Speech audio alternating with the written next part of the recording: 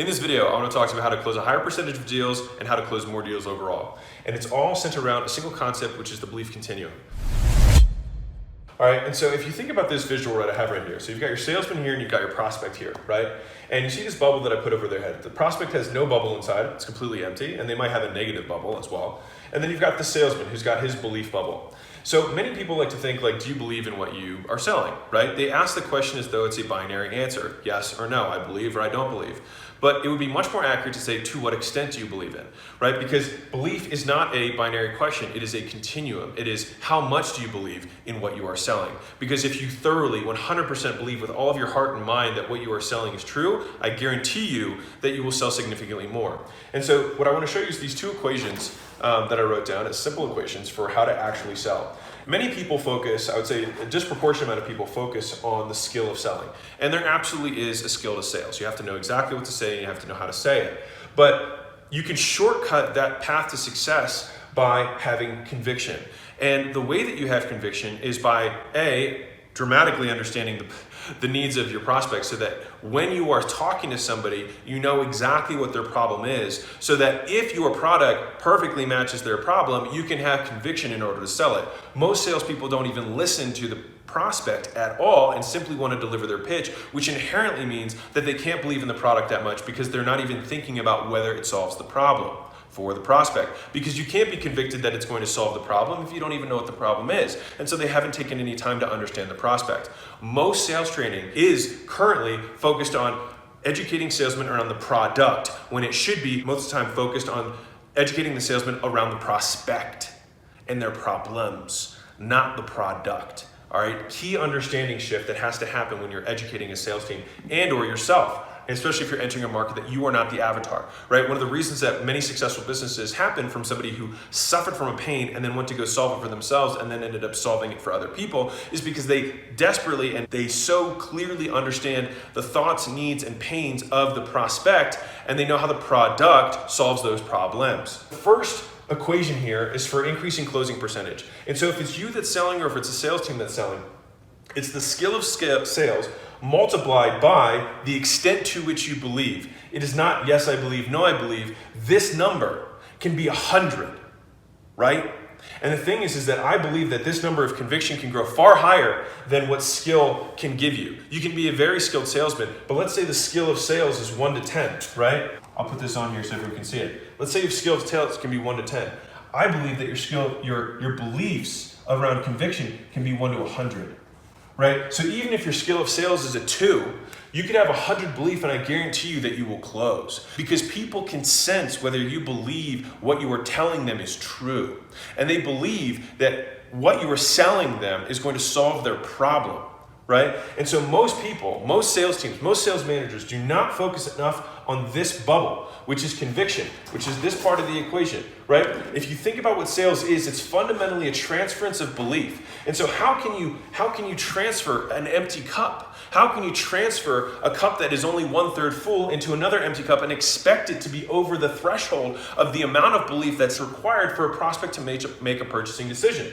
Of course not. Right? And so we still try and get the person to say a certain thing or pause in this way or have this tonality or this emphasis, and that is important, right? And there's definitely a place for that. You have to have the basics of sales in place, but a much, much bigger lever that is often and most underutilized or unutilized at all is the conviction or the extent to which the salesman believes in what they're selling and to what extent it can help solve the prospect's problems. All right? And so that will influence the closing percentage of an individual or team. The second piece is going to be the work ethic, right? So a lot of people have probably seen really good closers versus really bad closers based on their closing percentage, but also total number of deals closed.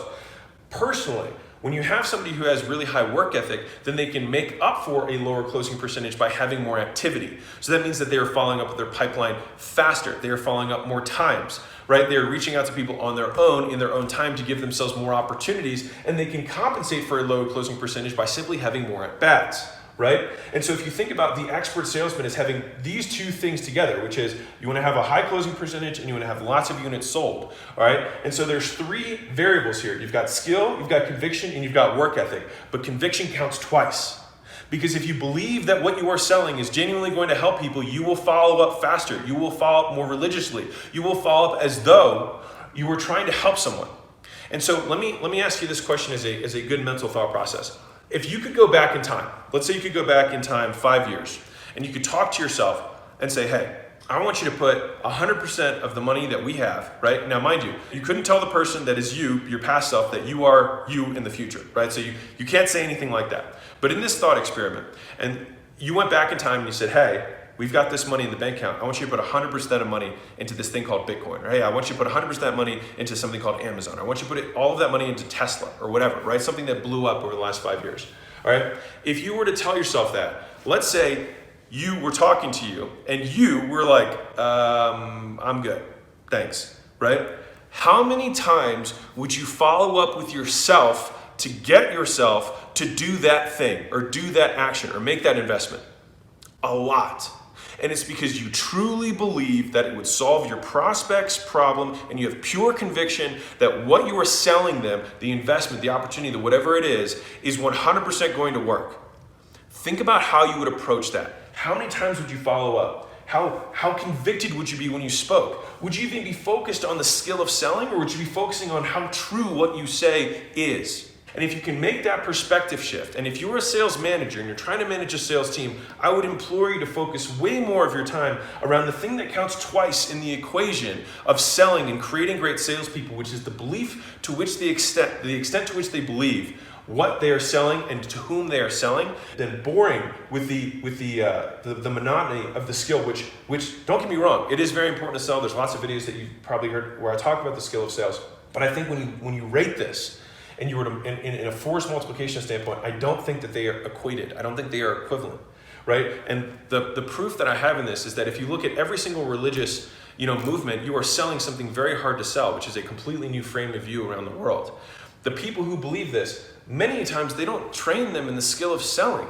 They just get them to believe wholeheartedly in what they are selling. Right? And so if your salesmen and your sales team are not drinking the Kool-Aid quite literally of the products that you sell or the services that you sell, then that is your problem, not whether or not they are clarifying the problem in the beginning. Now they should, because they should be listening and they should believe, and they should make sure that the prospect is going to be best served by this, right? But big picture, if you fix this, everything else will happen. And I'll tell you, this is the one last story around this. If you believed wholeheartedly in the solution that you are selling, would you not then spend lots of time honing your skill? Probably, because you would want to help more people because you believe in the thing that you were selling them, right? Would you not, if you believe in this thing wholeheartedly, follow up with as many people as possible, be quick to respond because you know how much it's going to change their life? Probably. And so I think that, just like Simon Sinek says, start with why, I believe that the skill of sales is fundamentally a transference of belief.